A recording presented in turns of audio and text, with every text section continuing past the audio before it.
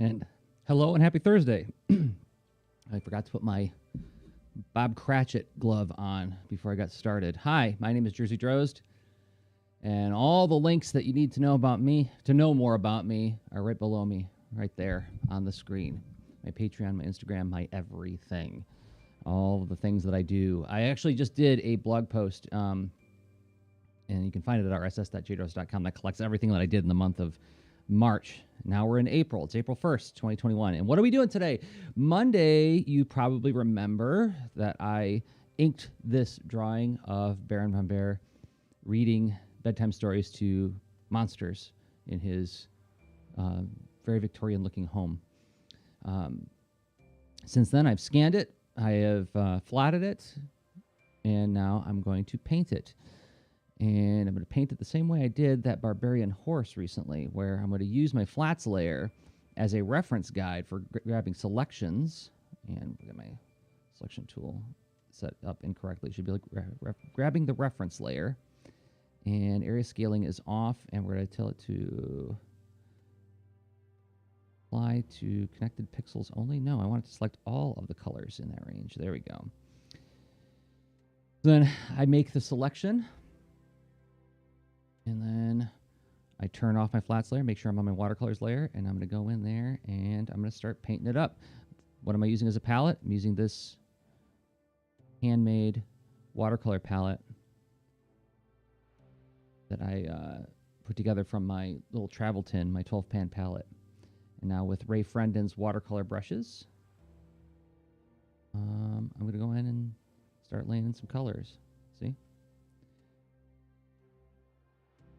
By the way, I forgot to put this in the color. Would that lamp color be? That'd probably be like a yellowish color. Oops, don't go to that. Forgot to put this in the notes for the episode, but for the stream. But if you want to get Ray Frendon's brushes, I have an affiliate link. It won't cost you anything extra, but I get a piece of the action, and that's at brushes.jdrozd.com.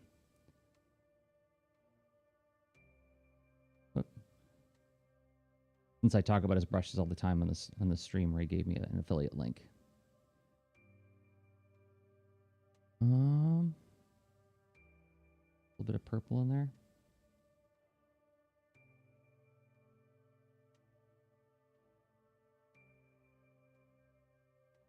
I am not hopeful that I am going to get this done in an hour. I'm going to try. I'm going to do my very best.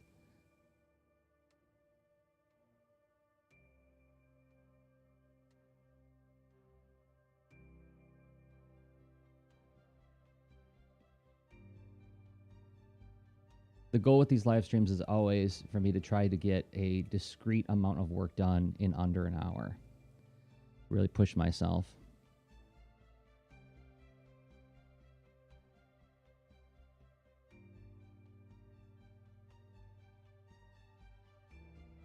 Let me get my more opaque watercolor brush. Big enough. There we go. Look at that. That looks like watercolor, doesn't it?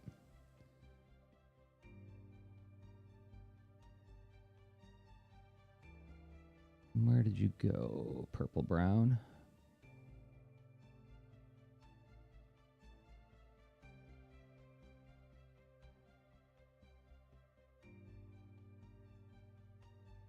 This is one of the nice things about doing it digitally, is having that undo. Be able to test. I think I want to do this.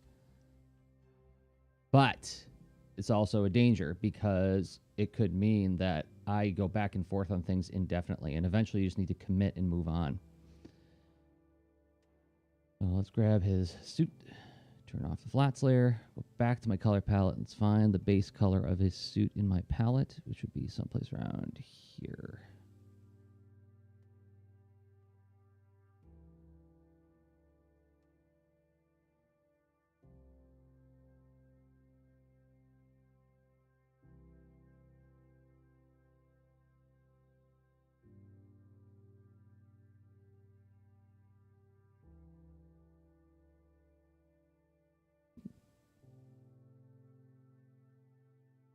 Now look for the blue mixed with purple.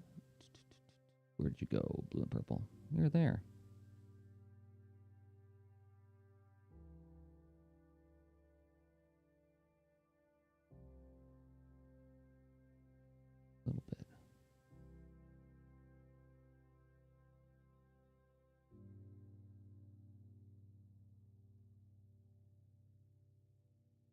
warm it up just a tiny bit more. Not digging this little business going on here on his knee. How can I fix that? I can go in with some transparent watercolor. Another advantage of this. Back in with the blue.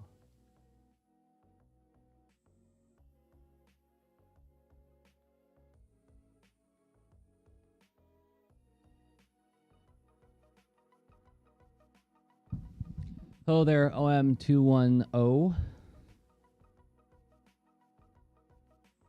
Happy April.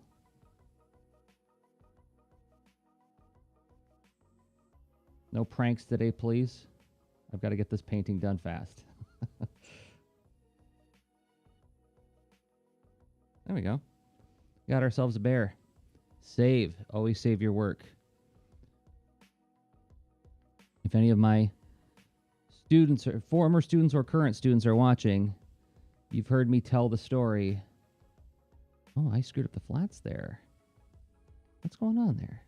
I gotta fix the flats real quick. That should be the spider's leg. Okay. Grab that color. You've heard me tell the story of the one time I cried making comics. Oops.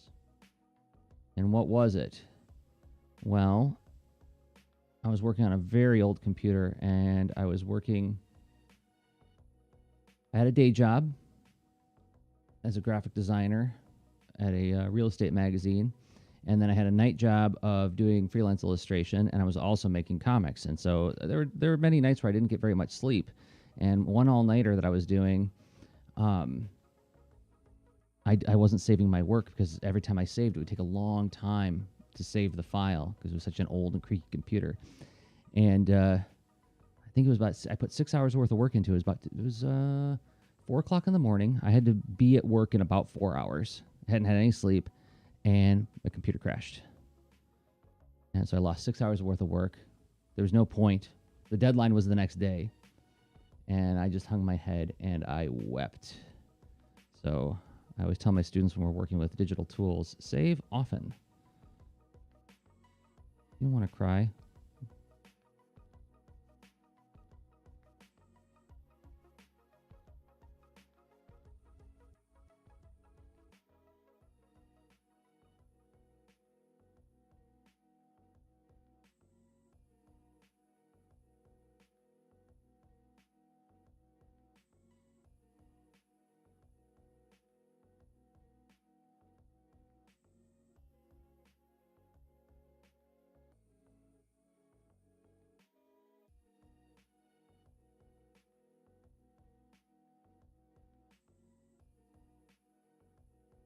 That's a little too brown for my taste. I want something a little bit more purpley. I'm going to put in this dark red again, but then I'm going to add some purple paint to it.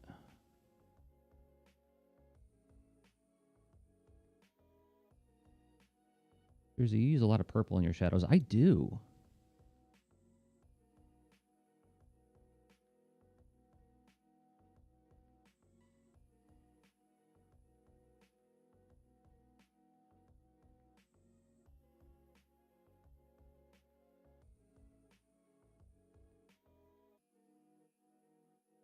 There we go. Just a little bit of a more saturated red in there.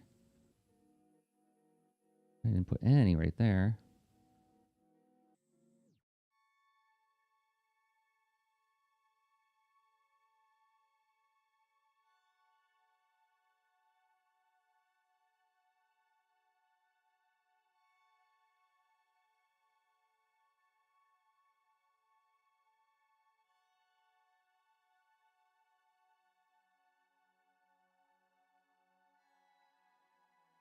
Need a bigger brush. There we go.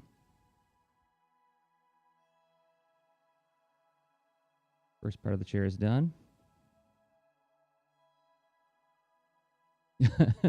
Well, I mean, thank you for that, OM210. But you know, that was literally 20 years ago. I'm well past it. And as a matter of fact, I mean, it reminds me of another thing. Is like I've learned to think of those experiences as, boy, this is going to be really funny later. This is going to be a great story to tell people later. I try to keep that mindset when I'm encountering challenging things. Not everything makes a funny story, but things that where nobody really gets hurt, and it's more of like a, you know, if nobody gets hurt and if like there's nothing, no lives are on the line, then odds are it's going to make a really funny story.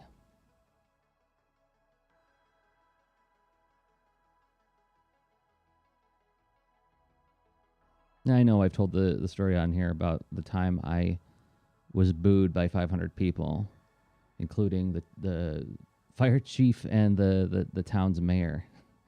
And that was another one that like felt really awful at the time. But man, I've got a whopper that I can share every once in a while. And it's like, oh yeah, you think you've been embarrassed?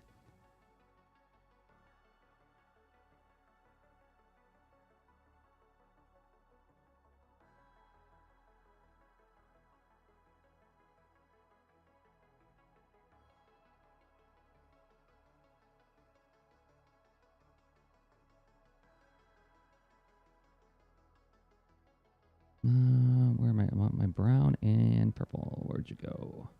You'd think I would know your coordinates by now.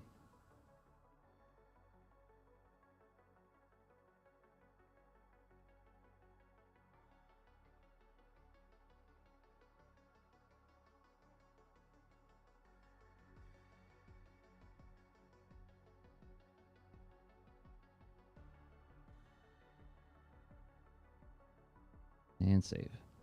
So I've been running these experiments for the last like couple months now, where I'm really trying to determine whether I want to use Clip Studio Paint to color my next project, or do I want a watercolor on paper. And I can tell you right now, it's starting to look like Clip Studio Paint's going to be the winner, just for sheer versatility and speed. I think I'd rather work on paper. I have a better time. I enjoy it more working on paper. I enjoy this too, though. I just enjoy working on paper just a tiny bit more. What am I doing here? Come on, brush. Okay, yeah, you're doing stuff.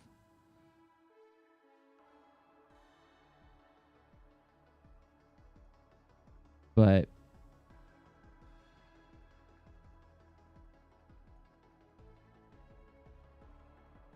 a deadline's a deadline, and I think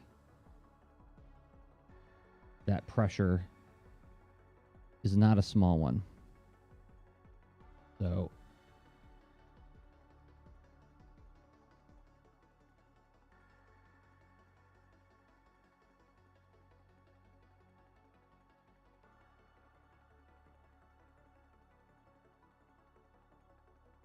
how about I find yellow and brown mixed? That'd be a good idea.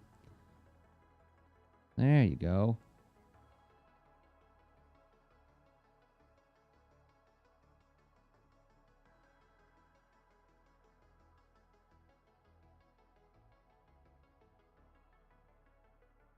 So somebody asked in one of my other streams, like, why do I have a flats layer? As you can see, I can easily just go to that flats layer, make the selection, hide the flats layer, go back to my watercolor layer, and continue working. And if I decide later on in the painting that, you know what, this color combination's not working out here, I can go back and edit that just by simply selecting that shape, that selection in the flats layer. So it just gives me like a little extra bit of wiggle room. Whoops, wrong place. Gotta go here to make my goldish color.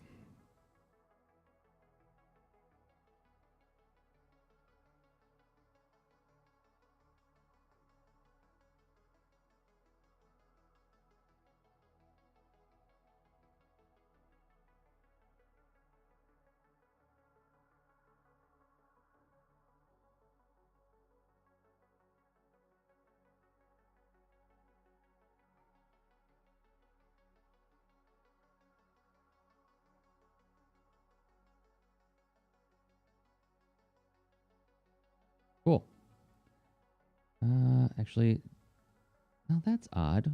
What's going on with my flats layer here? Oh, that little corner of the book should be this gold. See, I goofed up my flats. This is something I'm gonna have to pay very close attention to when I do my next project. Is in my rush to get some of these things done, I do a hasty and sloppy job sometimes.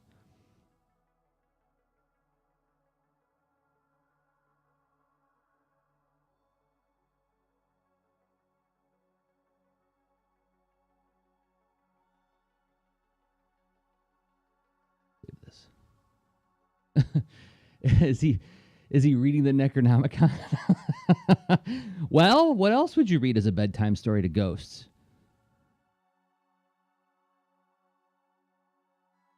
And skeletons and monsters and things.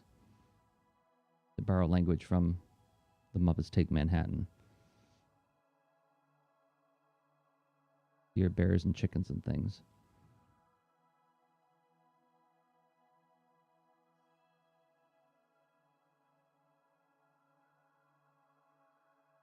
What's going on here? Okay, and I goofed one more thing. Yep, I didn't connect this letter, and I gotta finish painting the Necronomicon.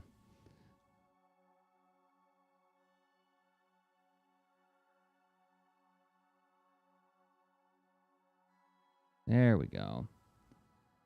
The bear and the book are painted. I missed a tiny spot.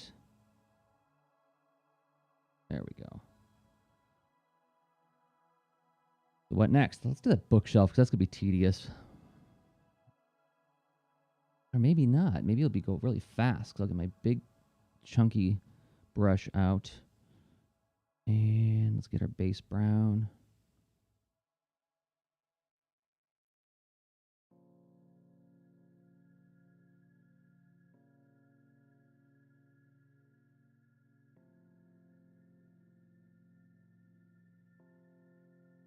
For those who haven't heard me talk about this, I find that I'm getting new people attending this stream every week.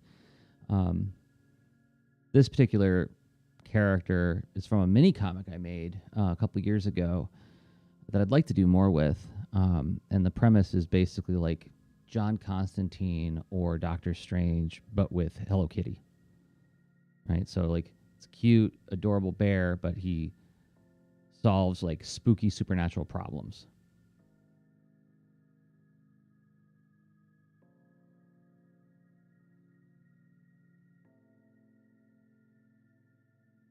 Get some more color in there, shall we?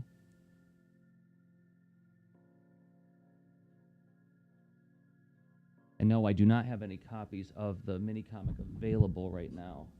Do I have one to show? I thought I did. I guess I don't. But I mean, if you follow my Instagram or my rss.jdros.com, you'll see lots and lots of drawings. Just do a search for hashtag Baron Von Bear. That's the name of the character. Let's see. I want that brown with yellow.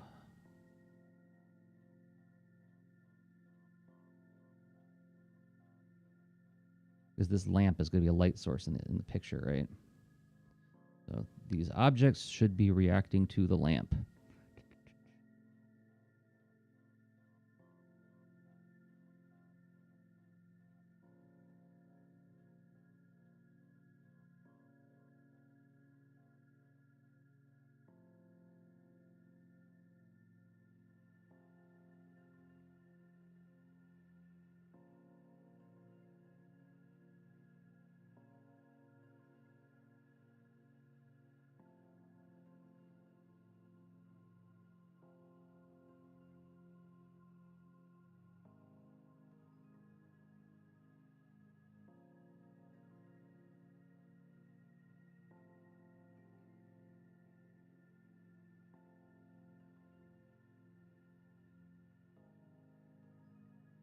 Brown and purple, brown and purple.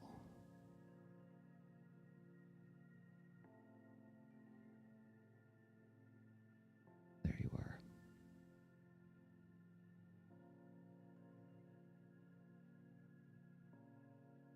Did you ever fall off the track of drawing? I mean art in general. If yes, how did you get back on? I don't know if I get that question a whole lot. I get asked a lot about like, what do you do about drawing when you don't feel like drawing? That one I get a lot. And I feel like that's something that a lot of artists struggle with. Otherwise, they wouldn't ask me that. But falling off track, there was, and I don't know how often I tell this story. There was one time where I was so overcome with what I would call aesthetic arrest by somebody else's art. What am I looking for here? I'm looking for brown and yellow. Brown and yellow. And as a matter of fact, I've talked with this artist since then. I've become friendly with this person. I told him when we were hanging out at a comics festival, I was like, when you did this, and his name, by the way, is Derek Kirk Kim. And I was like, when your book, Same Difference, came out, it was so good that I thought, what's the point? I actually considered giving up comics at that time because I was so taken with his approach to storytelling and his art style and his voice and just everything about his work was just so rock solid. And I was like, gosh, the best cartooning has been done. I'm out. I really had like a crisis. I was so upset. But then how did I get back on? Well, like I was one of those kids who drew even when I wasn't supposed to. Like I got in trouble for drawing, like a lot of us do when we're young. And I feel like I'm going to borrow some language from my friend Brandon Dayton. I think it was him. No, I'm not sure. Actually, I don't know who I'd attribute this to. This goes to an artist that I heard. They said, like there was a point when you first started doing this, when you first started drawing as a child, you did it because I know it was Cold Glass. It was on Brandon Dayton's podcast. When you were a kid, you started drawing because you loved doing it, right? That's why you did it. Like when you're a kid, you don't do stuff in your free time because it's good for you. You do it because it's fun to do. And I think sometimes when we get like really hung up on this idea of being a professional, being a true artist, being a proper artist, like we distract ourselves from this primary impulse to just do it because it's fun for us to do. And it's worth getting in touch with that again, I think. Oops, let's also get red and yellow, which makes orange. Put a little bit of...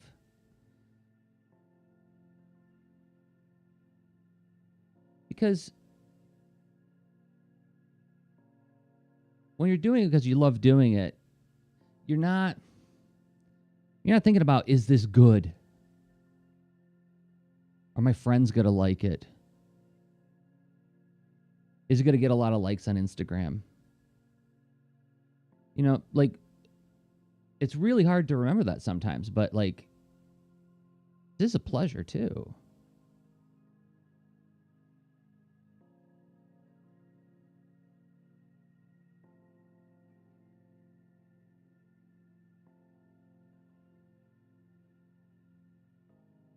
And don't get me wrong, I'm not advocating for being childish.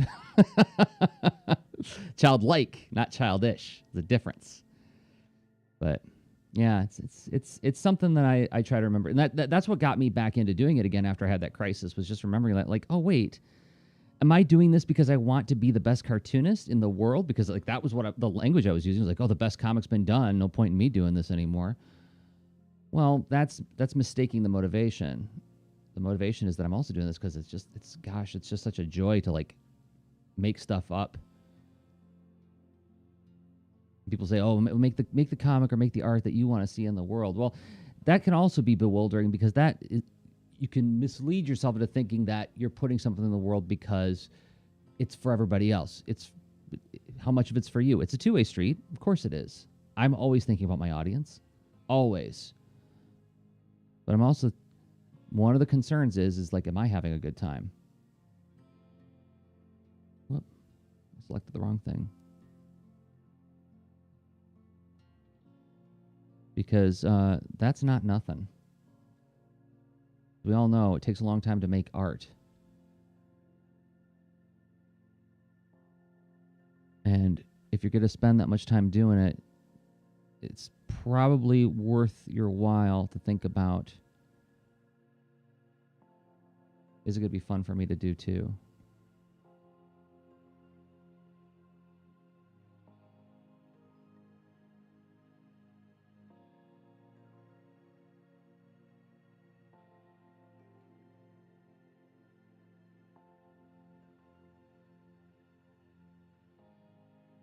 Right.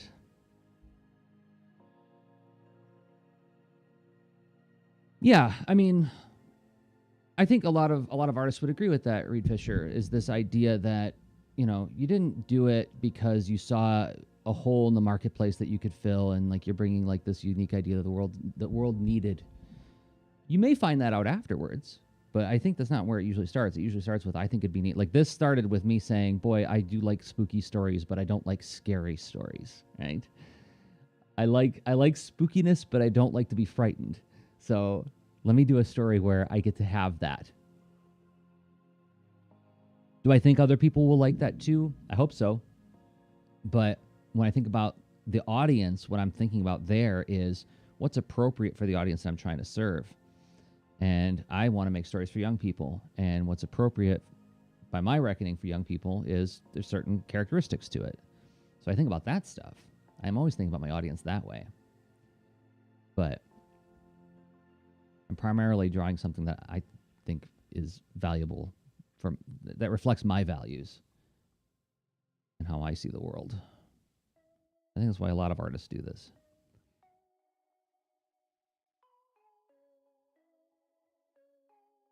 Okay, I'll see you in a bit. Oh, I'm 2, 1, and 0. I'll be here for another 40 minutes or so.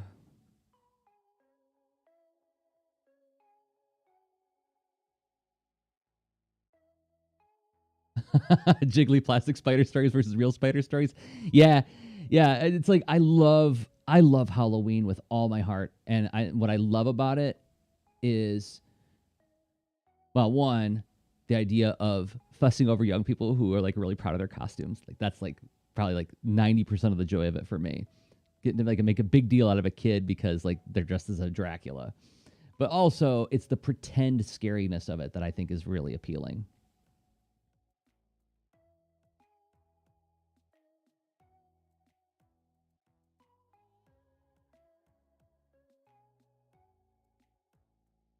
But like, do I want to watch Annabelle? No.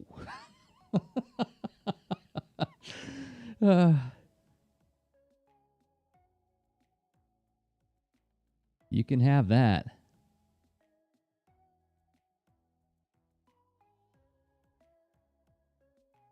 Missed the spot behind the ghost here, so let's get that real quick. That's going to bug me.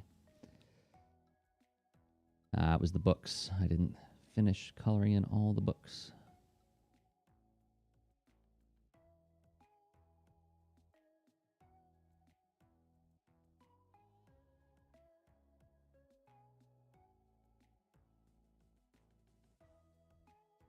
Oops. I keep going to the wrong palette. I want to get a nice pink. Do I have a pink in here?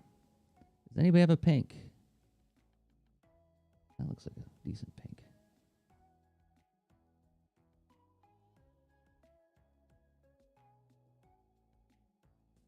Come now.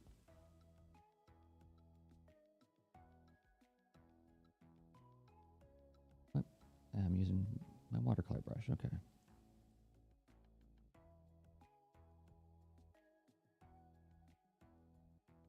There we go. Get this fella's eyes down here.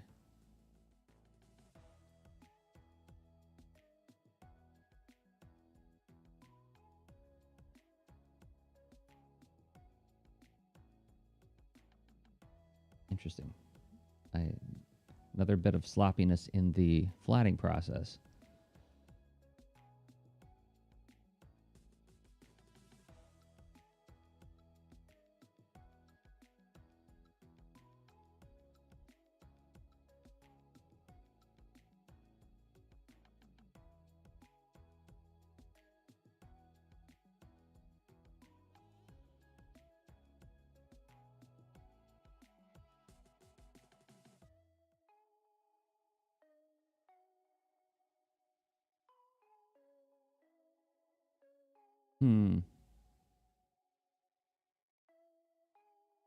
What the devil's going on here? Okay. Got some funny white spots in the inks. I'm going to fill those in real fast with this freehand brush. Oh, no. Black ink when you do that, Jers. There you go.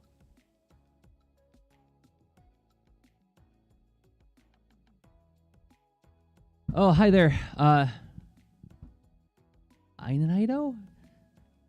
It's so cool to see what's in my studio. Yeah, there's a lot of Gitchy Goos behind me, isn't there? I can switch to that real quick so you get a better look. A bunch of Masters of the Universe figures there. There's a cell from the Masters of the Universe cartoon. There's an original piece of art by artist Chris Sprouse, one of my favorite artists. Behind my head is some early concept designs for Amethyst Princess of Gemworld by Ernie Colon.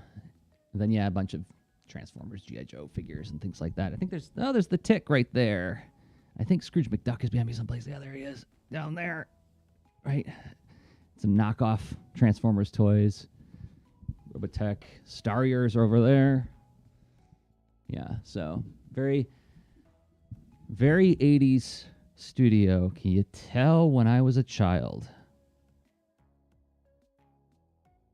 Yep.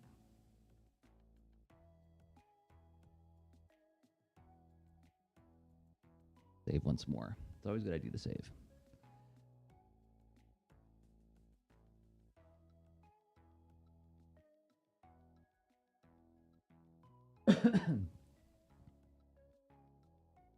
It's one of the, what I tell my students is one of the privileges of this job is that you don't really have to grow up. I mean, I would argue that nobody really has to grow up. Like, you get to love the things you love, but there's something that feels a little extra permissive about this line of work.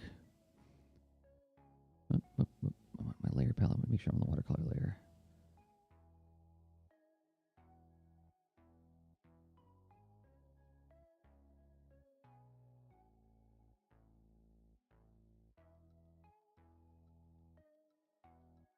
I mean, you got to grow up in the sense that, like, I pay my taxes. I make sure that, my home is maintained.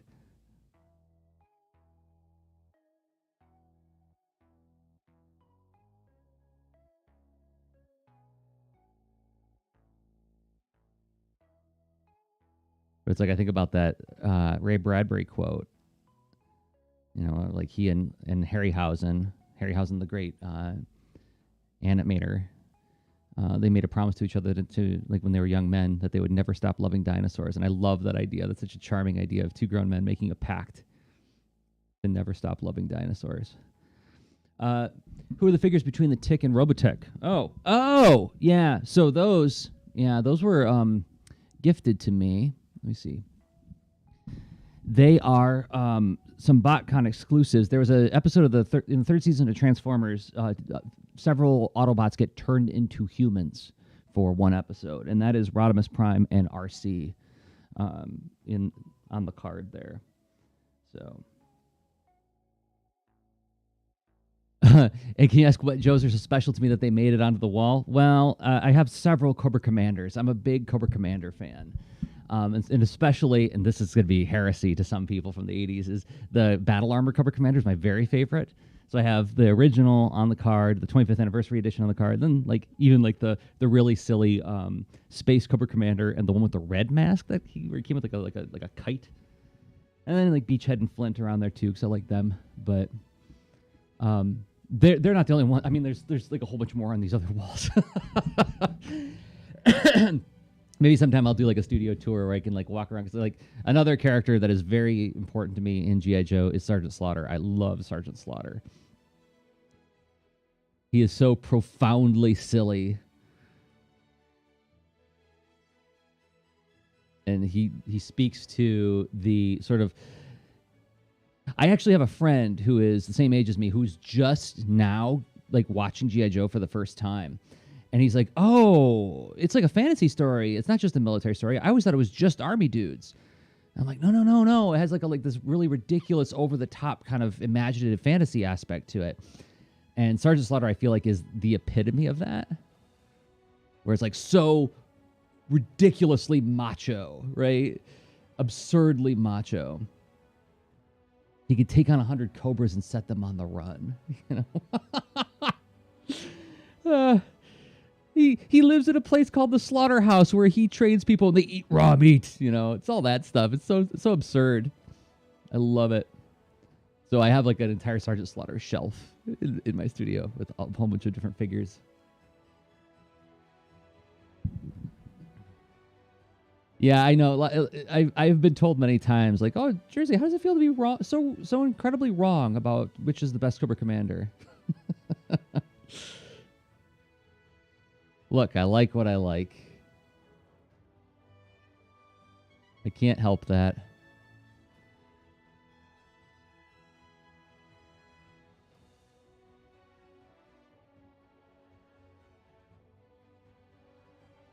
I know there's some proponents of the Cobra Commander with the hood is the best. Some the chrome face is the best. Oh, well, so you were listening back in the Art and Story days.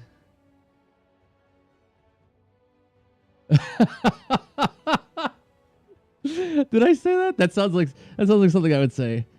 Oh, I want to make sure that we're being absolutely ethical here. That I'm not misrepresenting myself or G.I. Joe. How am I liking the digital process? Quite a bit. I really like the flexibility that it offers me. Like a lot. But there's stuff that I'm not as crazy. I mean, it's not as fun to draw digitally as it is on paper. I mean, I love the experience of holding the pen. I love the texture of the paper. I love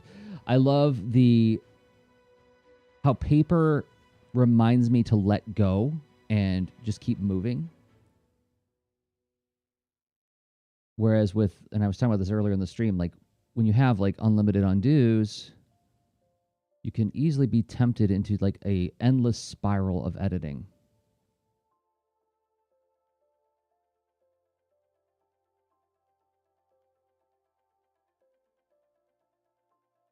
But I feel like digital has really caught up, and like it's I mean, if you look at this, it looks pretty darn analog, those paints, right?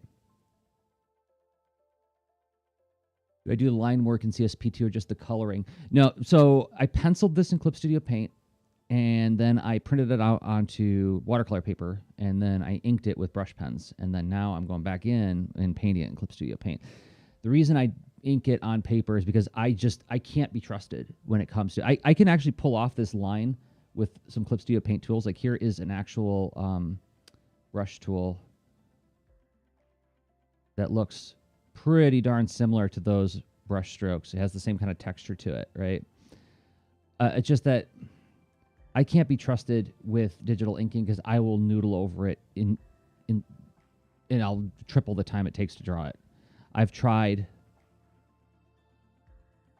to not do that and be more mindful of how much time I'm spending on it, and I get so lost in it. So this idea of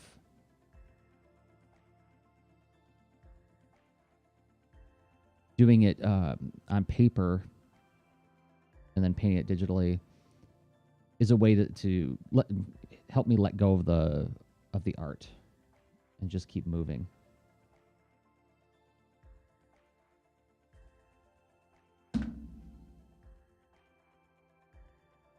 Getting a message. Oh, I'm getting comments from people who can't comment on YouTube. Which figure is my weirdest out of them all behind me? That is an excellent question. Let's see, which figure is my weirdest? I've got to have an unusual one here someplace. Weirdest figure. You know? Okay. I would have to say. Oh, I'm knocking everybody over. Modulok has to be probably my weirdest one, and I love this figure to death. As a matter of fact, when I used to work at an office as a day job, he always came with me to work. And he is a He-Man figure that you can pull apart and recombobulate in a lot of different ways. You can make like 100 different villains out of this two-headed villain, right? So that was his main playability feature, is that he's a shapeshifter that you can determine the shape. So he has like this sort of like Lego-y kind of aspect to him. And plus, he just looks so dark creepy. I mean, look at that face, right? That's something I love about He-Man too. I think this might be what part of the influence is behind this kind of project with Baron von Bear. Is He-Man is both exciting, amped up action adventure with barbarians, but then you have this kind of creepy nonsense with these kinds of creatures in it, right? So, yeah, Modulok is one of my favorite things. And which is my best figure? Huh. Let's see. I have some over on the other wall that I'm very, very proud of, that make me very happy to look at them. Proud of them? Why would I be proud of an action figure? Well, okay, yeah. No, that's an easy one to answer. And you're getting me to knock everybody over. I'm going to have to like reset up my studio. So, okay. A couple years ago, Super 7 released some He-Man figure re-releases, and they made a figure called Ultimate He-Man, who looks just like the Filmation cartoon, and they made a laughing face for him. So I can do the animation cycle where He-Man laughs over and over again, like on the show, and also He-Man is a character in the Filmation show who always smiles, and that's important to me. So the fact that they made a smiling He-Man just, it filled me with such joy. That is, like, I almost cried when I got that action figure.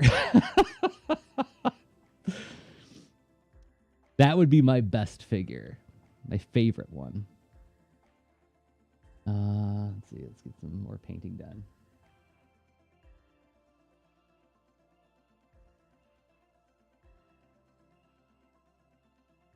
Yeah, Evelyn just fell down, and also, both my Evelyns fell down. My Filmation Evelyn and my original. I am not going to finish this painting in time. Because y'all got me talking about my action figures. That's okay, though. I enjoy talking about He-Man almost too much.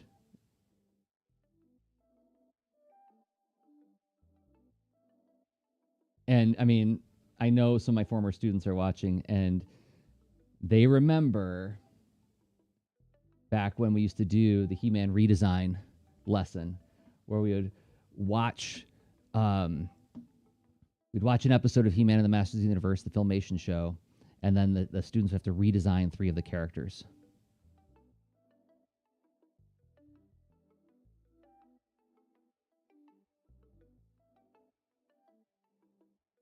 Good. Let's do more of the spider dude.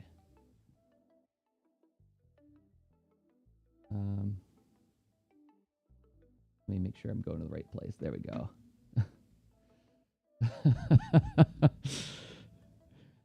I'm getting people sending me art that they're working on. That's awesome. I'm looking at a very muscly wolf with like veins in his biceps. All right, what was I doing here? Let's do this. Turn that off.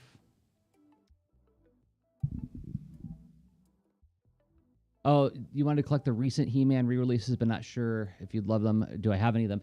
I actually did get the new Mattel He-Man figure, and I wasn't sold on that head. He came with this, kind of snarly head face, and I mean, I like my He-Man to smile. I know the original didn't smile, but I wasn't sure that I wanted him to like be baring his teeth. Like that was a real deal killer for me. But then somebody gifted me a custom made original figure head to go on the new body, and now I love that figure. I don't subscribe to the fact that it was a drawback that the figures didn't have a lot of articulation. I don't really feel like they need to have a ton of because they just look so great as they are. But it is kind of neat. And I do think the new colors that they're using, the brighter colors, feel a little more cartoony and toyetic. So I've got Battle Cat, I've got He-Man, I've got Man-at-Arms, and I'm going to get that Orko. I'm sorry, I got to. Do I stream to Twitch and YouTube? I'm currently streaming to Twitch, YouTube, the Lean Into Art Facebook page, and the Lean Into Art YouTube. I was streaming to Picardo, but for some reason that's not working anymore. So yeah, I simulcast to a bunch of different places.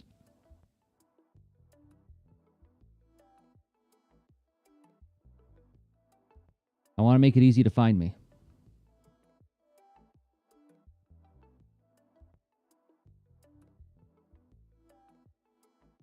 Okay. Do the reds on this little demon spider. Oh, I keep going my color palette. Wrong place. Gotta go over here, bro.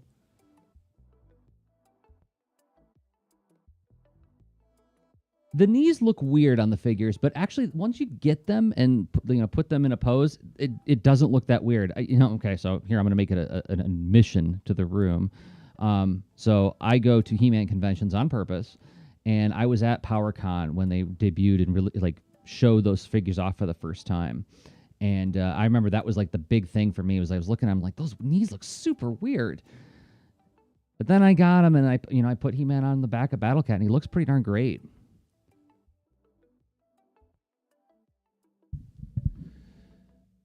Yeah, I'm not sure how the kids get exposed to the new figures unless the parents, get them to watch the show. Yeah, but I mean, on the other hand, Netflix has that new show coming out that's like all ages, not the Kevin Smith one, but the other one. So they'll get exposed to that.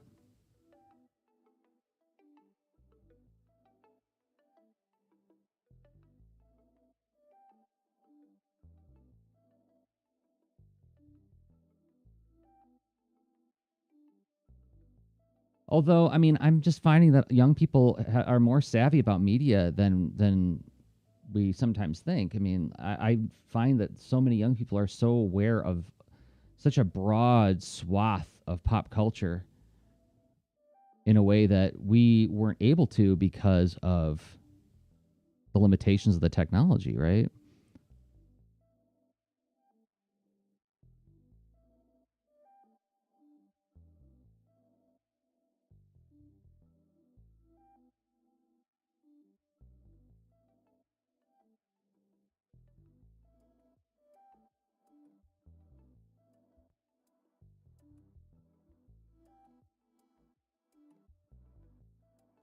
Yeah, there's a new two new Masters of the Universe shows on Netflix. One being produced by Kevin Smith, and the other one is I don't know who's producing it, but some figures have been shown on the He-Man websites, showing what the new He-Man looks like.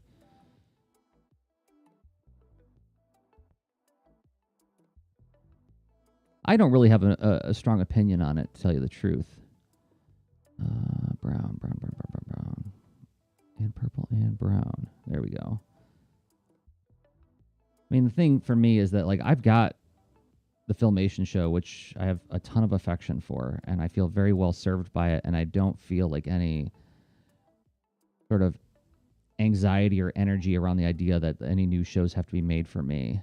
It's like when Kevin Smith was announced, and again, I was at the PowerCon where he like came out and announced what he was doing with the show, and people were pretty excited, but I was just like, yeah, that's probably not going to be for me. And that's what he's describing. He kept using the term fighty fighty. I'm like, well, that's not what I come to it for. So that's okay. You can have it.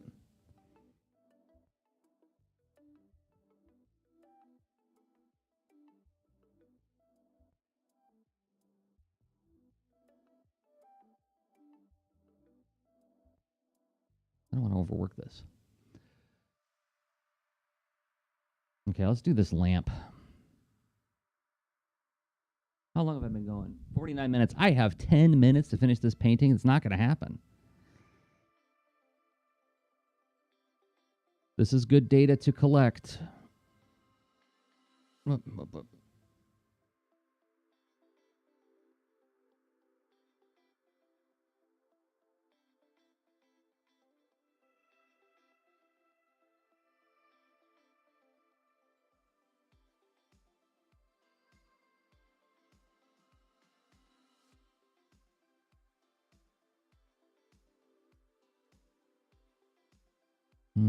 What kind of brownish orange do I want to do for the fringe on this?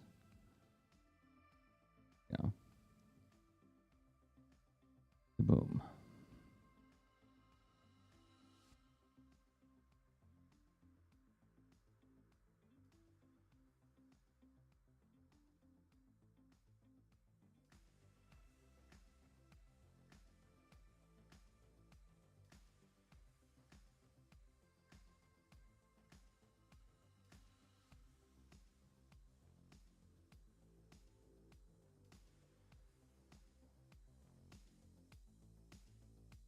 Whoop.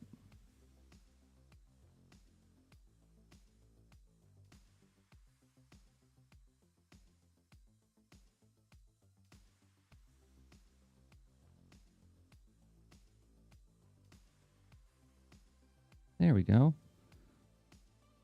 And this teacup. Oh, now that you derailed me enough, what's the comic I'm working on? This is more of this isn't an actual comic, but more of a series of experiments that I've been running, trying to get in gear for um, an upcoming project. And so I've just been like sort of meditating on, some characters that I like drawing while I'm training myself to do digital watercolor. And I've been experimenting with um, doing on paper watercolor and then doing it in Clip Studio Paint just to see what I can learn from doing it both ways for future projects. And like I said, I'm probably going to use Clip Studio Paint for this next one. Yeah, I've been on Twitch every Monday and Thursday at this time. I think starting at the beginning of the year, I started doing that. I made a commitment this year to try to have more of a presence, like at least like an hour or 2 hours a week, make my process available to the public. Both to have these conversations, but also to, like build some awareness about upcoming projects.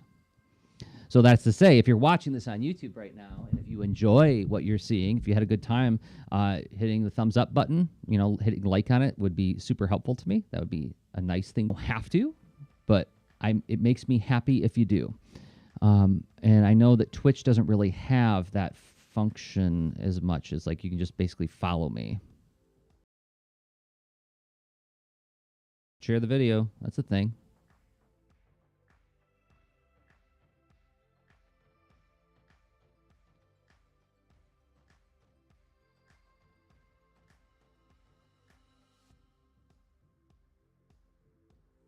Okay. Do the wall behind him.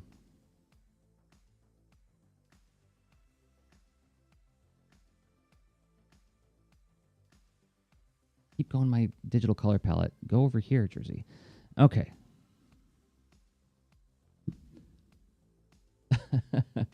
Well, thank you. I don't know how to say your name. One-in-8-0? Is it One-in-8-0? Is that it? I-in-8-0?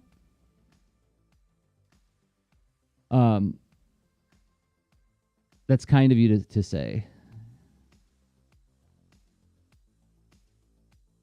I do try to bring a positive sense of belonging wherever I go,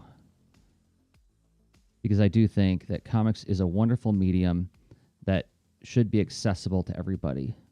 Everybody belongs in it.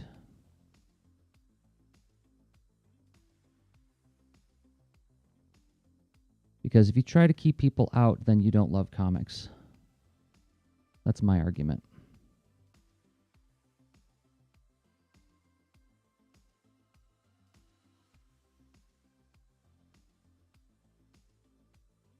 I mean, if you love something, don't you want the whole world to know about it? I mean, that's a Carl Sagan quote, and I think that there's a real truth to that.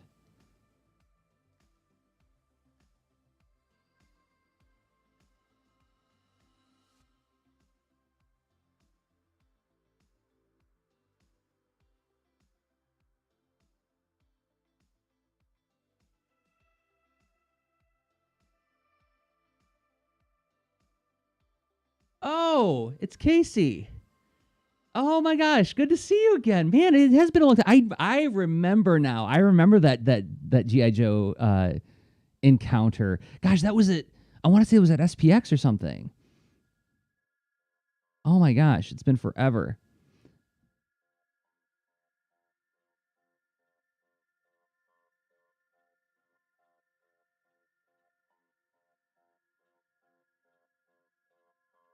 Yeah, holy cow, was it that long ago? My God, my goodness.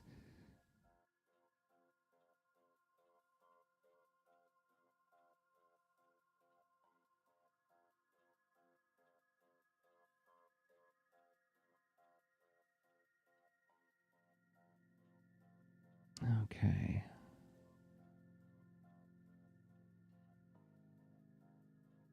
My overtime. Nope, I got 5 more minutes. So I'm trying to be like really strict about this because this next project I'm going to do has a tight deadline.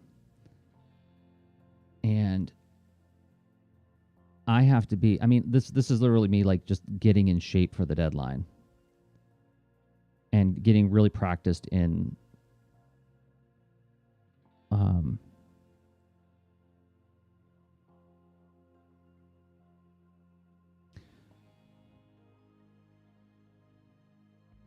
what did I say?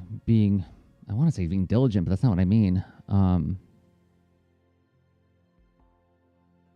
Being disciplined. That's what I was trying to think. The word I was trying to think of.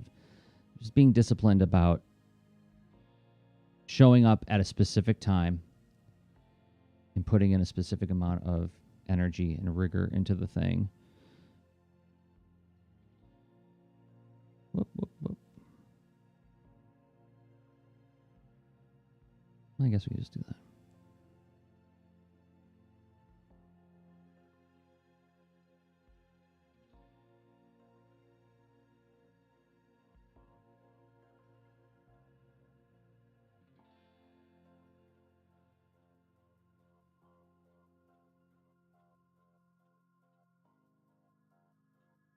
Well, it's hard to forget you. You were a very enthusiastic member of the community when we had the art and storyers. You interacted with us a lot, and always with that like really positive spirit of like this stuff is awesome and everybody should enjoy it.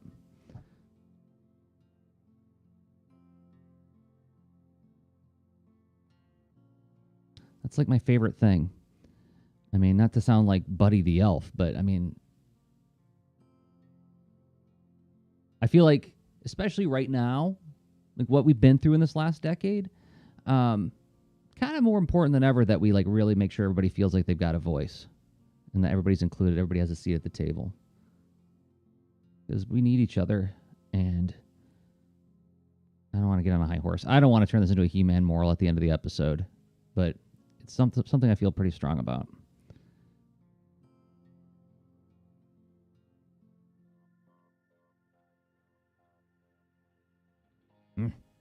Over here, Jersey. No. Where is my blue meets yellow in my palette here? Or my indigo meets yellow. Is that it? Really? Oh, okay. No, it's not. It's there.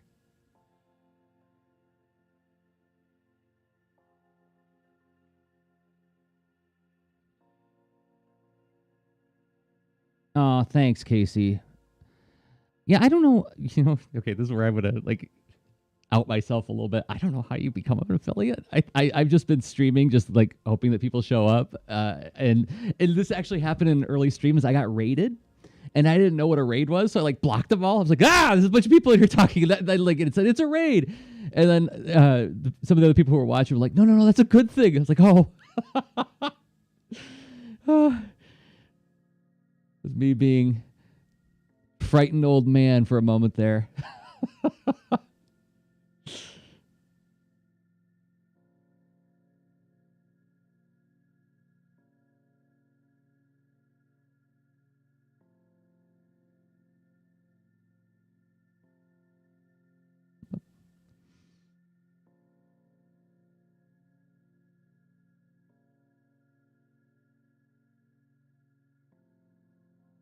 But if I do become an affiliate and actually like, you know, get some like whatever little amount of income you get from that, that would be cool. I would love to actually, you know,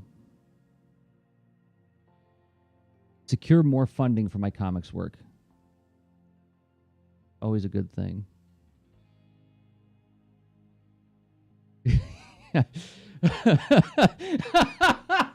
Surprise party. That is much more my speed, right? Like, hey, it's a surprise party. For me, I would be all into that.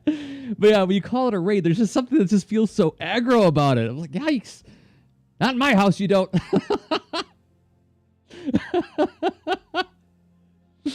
Oh my gosh.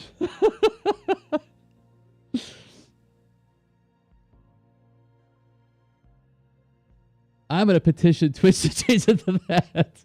Could you call it birthday party, please? I would really appreciate that.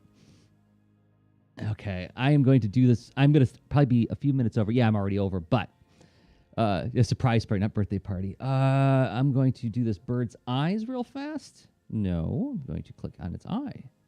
Its eye. Did I not fill in the eyes? Okay, eye. I got that eye. Because these guys are supposed to have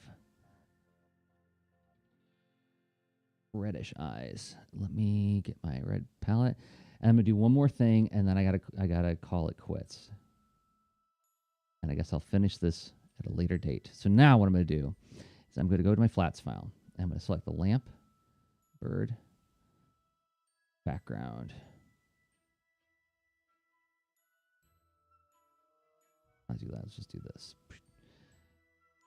And grab that, and that. And did I grab the books? I did. Did I grab the bookcase? I did not. And the statue. So what I'm going to do is I'm going to do a little bit of a cheat. I think what I'm going to do is make another layer. I'm going to grab yellow. And take the simple watercolor brush. You know what else I'm going to do?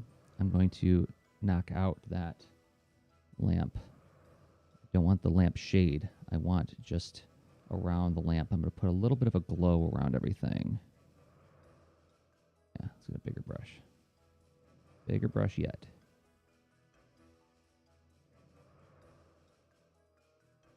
Just to give like a little bit more ambience. This is where digital is going to make me, or rather, where I'm going to get sold on like doing digital watercolors as opposed to on paper watercolors.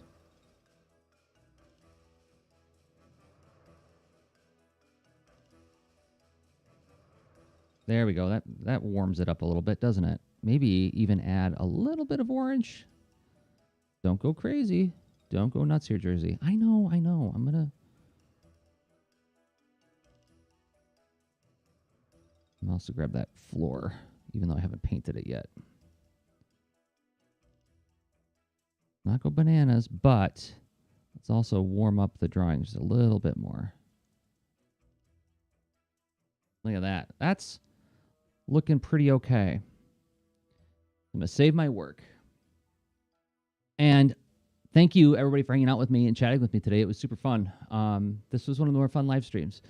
And I will be back Monday. What is Monday? This is where you can see me do this every week. I look in the calendar. What the heck day is Monday? Monday, April 5th. I'll be back at 10 a.m. Eastern Time, 9 a.m. Central Time, 7 a.m. Pacific Time to live stream while I do different drawing experiments. So if you haven't subscribed, please do. Like, share, all that stuff. And once again, all the links that you need to know about me are below me. Yeah, I'm not super into pranking on April Fool's Day. This is not a joke. This is, you can go back and look in the feed. I've been doing this for a while now. But I understand your hesitance on that. Thanks everybody. I've been Jersey Drozd, jdrozd.com, and Jersey Drozd on Instagram. Okay, bye.